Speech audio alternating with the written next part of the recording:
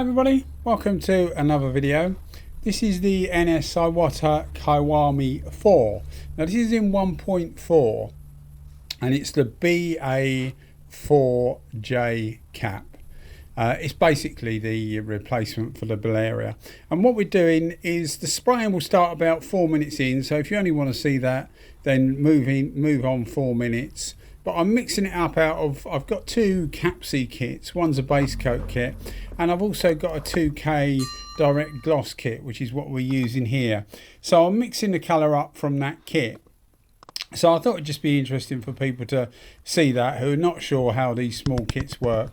Basically, if you've seen the bigger kits being used, this is just a smaller version of it, designed for the person at home or for smart repairers. You know, they turn up in their van, they can mix up some colours, and sort your car out by the side of the road, or you know, in your garden or whatever, just so that they can cover all the colours, but you haven't got to take litres and litres of paint around.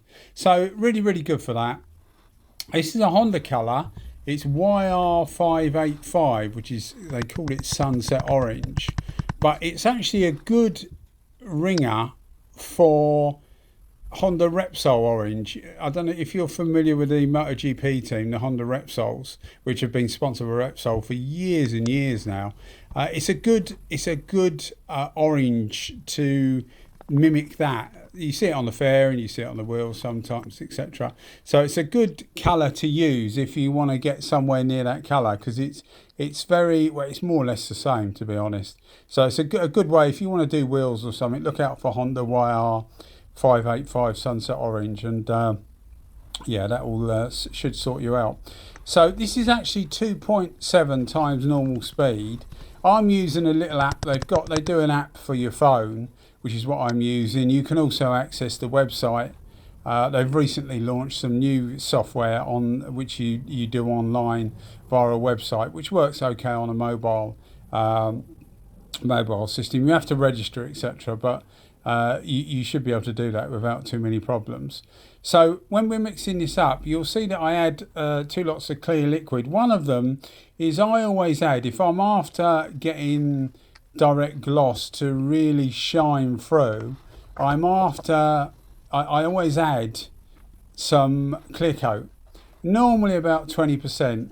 But if you are doing that, just be careful of not overdoing it. And what I mean by that is that obviously the more you add, the more you dilute the colour. Although you'll see at the end, when you see the end results, the colour, you know, holds good throughout this. So it's not a huge problem, that, but the biggest problem is if you're doing it and the temperature is quite chilly, you will get solvent pop. So this is 19 degrees Celsius when I was doing this. I did warm it up. I've recently started showing you a little thermometer so that you can see what temperature these are, but this was before I thought about doing that. Well, I think it is anyway from memory. This is before I started doing that, but I do warm it up as per I would clear coat.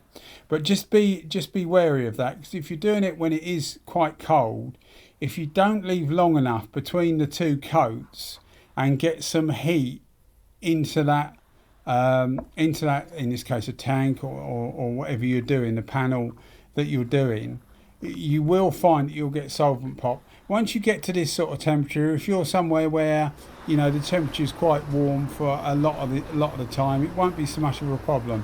I just mention it because on this we're using no heat whatsoever, and it's absolutely fine. But the thing you see afterwards at the end is the following day. So it's had a little bit of time for that pop to come out, and if you're going to get it initially, you get it within like 2 hours of doing it. I know, because I have done it. You put it on, you think it looks great, and then you start to get some solvent pop, which is like loads of little tiny bubbles coming through. So just be wary of that if you're doing that. So with the 2K kit, as I say, I got it in separate containers. If you don't need the box it comes in and the little scales that come with it, you see me using a little pair of scales. That came with my base coat kit. I have got a much better pair of scales, but I didn't think it was right to use them, because it's what you get with the kit. So it was a good, you know, so that you can see what you get, and they're perfectly usable, to be fair. So We set the gun up in 1.4. Now this is probably about the second or third time I'll use this in 1.4. And for those that are familiar with the Bellaria and now the Kiwami4, they put out a hell of a lot of material. Even in 1.3 it puts out a lot of material. So it's very, very fast. And you'll see, well, you just saw that there. The first coat went on and it goes on really, really quick. And the 1.4 just increases that speed because it's letting so much material through. I did have a problem with one of mine. Again, I'll put a link in the description so you can see it if you wanted to.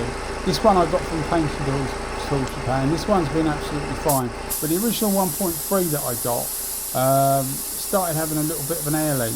But these are really, really good guns, so I would recommend them to anybody. They're not that expensive, although they don't come with a cup. And somebody was saying to me the other time, in fact two people were saying to me, I've got a Kiwami4, can you recommend the cups? And I told them which cups fit, which cups fit basically. And then they come back and said, oh, they're all quite expensive.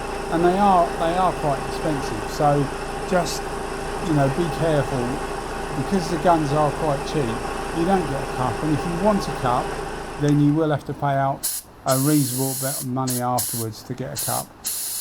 Another thing you'll notice, I'm using a Meiji gauge, a Meiji, M-E-I-J-I, which is one of the Japanese gauges, an absolutely exceptional gauge. I'll try and do a video on some gauges because I'm getting quite a few of them now, so I think it will be, enough to make a video where I can compare the different gauges and say what I think is the better ones. But this is certainly a really, really good gauge. If you're ever getting anything and you think you want a decent gauge, these mini gauges are really, really good. So you can see the finish here. It comes out exceptionally well. And I've said quite a lot about the Kiwami4.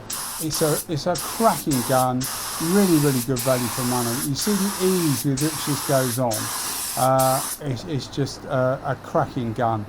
As I say, I had a problem with mine and it took the shine off a little bit, but it hasn't stopped me buying, well, this one. I've bought a WB version and I bought the WBX version because I've got the W400 versions and I've been selling some of mine and just keeping the cap. So because I had different caps and I just changed them around. So I've kept a WBX version, a WB version, but I've only got 2 guns now, whereas I did have 4.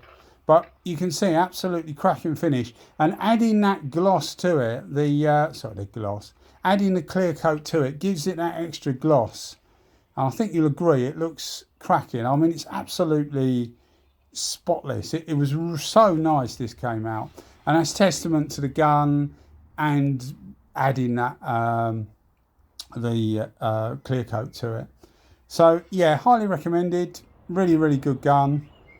You can see how much gloss you get off of it. Really, really, really cracking finish. It's sometimes you do things and you look at it and you think that is really nice, and this was one of those times you look at it and you think that is really nice. So yeah, I'd recommend getting a little kit if you fancy something to knock up direct gloss. Normally it's not metallic colours, it's just solid colours, but you can have fun with solid colours, and it's good if you're doing like commercial vehicles and things like that, because a lot of that is direct gloss anyway. Anyway guys, well, thanks a lot for watching as always, and I'll see you in the next video. If you like what you're seeing, think about giving us a subscription because it just helps push us up the rankings with YouTube. Okay then guys, thanks for watching as always. Cheers. Bye bye.